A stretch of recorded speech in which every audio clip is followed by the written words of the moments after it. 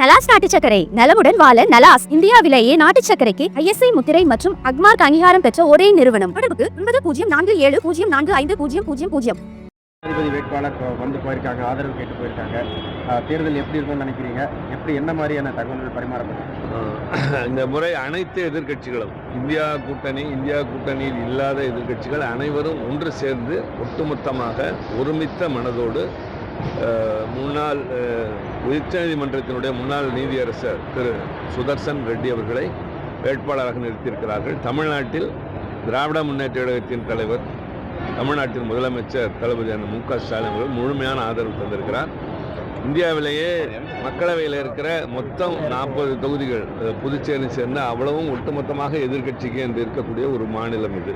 அந்த கூட்டணி ஆதரவு தந்திருக்கிறது. நேற்றைய தினம் அவர் நாடாளுமன்ற உறுப்பினர்களை சந்தித்து, அதே போல் அனைத்து கட்சி தலைவர்களையும் சந்தித்து உரையாற்றியது எல்லோருடைய மனதிலும் மிகவும் ஆழமாக பதிகின்ற வகையிலும் ஒரு சிறந்த ஒருவரை இந்த பொறுப்பிற்கு நாங்கள் வேட்பாளராக நியமித்திருக்கிறோம் என்ற மனநிறைவும் ஏற்பட்டது. இன்றைக்கு பத்திரிகைகள் கூட அதை நன்றாக சொல்லியிருக்கின்றன. முதலமைச்சரும் பேசுகிற போது கூட்டாட்சி தத்துவத்தை காப்பாற்றுகிறவராக இவர் நிச்சயமாக இருப்பார் என்று தன்னுடைய எதிர்பார்ப்பை வெளிப்படுத்தியிருக்கிறார். காரணம், இன்றைக்கு இந்திய துணைக்கண்டத்தில் நம்முடைய இந்தியாவின் தனிப்பெரும் சிறப்புகளான கூட்டாட்சி தத்துவம், மதசார்பற்ற தன்மை, இவைகளுக்கெல்லாம் மிகப்பெரிய ஆபத்து விளைந்திருக்கின்றது. பன்முகத்தன்மை என்பது பழுதுபட்டிருக்கின்றது. இதையெல்லாம் சரி செய்கின்ற வகையில் அரசியல் சட்டத்தின் உயர்ந்த பொறுப்பு, கான்ஸ்டிடியூஷனல் அத்தாரிட்டி, இரண்டாவது அதிகாரத்தில் வரக்கூடிய இந்த துணை குடியரசுத் தலைவர் பொறுப்பிற்கு ஒரு சிறந்த வேட்பாளரை நிறுத்தியிருக்கிறோம் என்ற மனநிறைவு ஒரு புறம், வெற்றி வாய்ப்பு பிரகாசமாக மாறிக்கொண்டே இருக்கிறது என்ற மகிழ்ச்சி இன்னொரு புறம். ராகுல் காந்தியுடைய அந்த பைக் பேரணி, அதில் ஒரு இளைஞர் உள்ள அவரை முத்தம் கொடுத்தது, அது பாதுகாப்பு குறைபாடு அப்படின்னு நினைக்கிறீங்களா? இல்லை இதெல்லாம் பொது இடங்களில் நடப்பது சகஜம். நாங்கள் ஒரு பெரிய செய்தியை பற்றி பேசிக்கொண்டிருக்கிறோம். நடைபெறப் போகிற தேர்தல் இந்தியாவின் ஒரு இன்றியமையாத தேர்தல். இது வந்திருக்க வேண்டிய அவசியமில்லாத ஒரு சூழல் வேறு. முன்னால் இருந்தவருடைய பதவிக்காலம் முடிப்பதற்கு முன்பாக அவர் வெளியேற்றப்பட்டார், ஏதோ ஒன்று. ஆனால் அவருக்கு பின்னால் இந்த தேர்தல் நடைபெறுகிறது.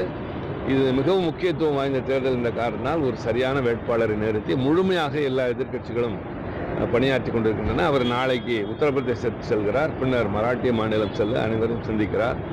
அந்த வகையிலே நான் சொன்னதைப் போல் சிறந்த ஒருவரை நிறுத்தியிருக்கிறோம் என்ற மனநிறைவும் வெற்றி பெற வாய்ப்பு பிரகாசமாக இருக்கிறது என்கிற மகிழ்ச்சியும் கூடிக்கொண்டிருக்கிறது. இரண்டாவது மாநாட்டில் நடிகர் விஜயோடைய வார்த்தைகள் அரசியலில் எப்படி பார்க்க அது இன்னொரு நாளைக்கு பேசுகிறோம்.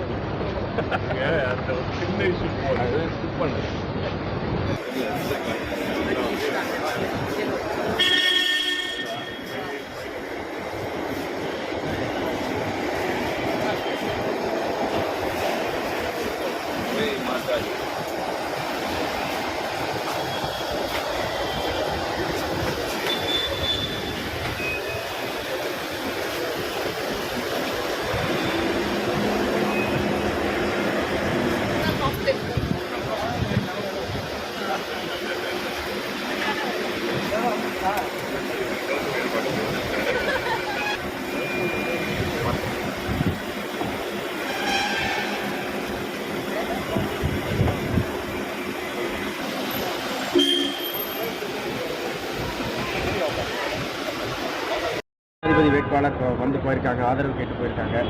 தேர்தல் எப்படி இருக்கும்னு நினைக்கிறீங்க? எப்படி என்ன மாதிரியான தகவல்கள் பரிமாறப்படும்? இந்த முறை அனைத்து எதிர்க்கட்சிகளும் இந்தியா கூட்டணியில் இல்லாத எதிர்க்கட்சிகள் அனைவரும் ஒன்று சேர்ந்து ஒட்டுமொத்தமாக ஒருமித்த மனதோடு முன்னாள் உச்சநீதிமன்றத்தினுடைய முன்னாள் நீதியரசர் திரு சுதர்சன் ரெட்டி அவர்களை வேட்பாளராக நிறுத்தியிருக்கிறார்கள். தமிழ்நாட்டில் திராவிட முன்னேற்ற கழகத்தின் தலைவர், தமிழ்நாட்டின் முதலமைச்சர் தளபதி மு.க. ஸ்டாலின் அவர்கள் முழுமையான ஆதரவு தந்திருக்கிறார்.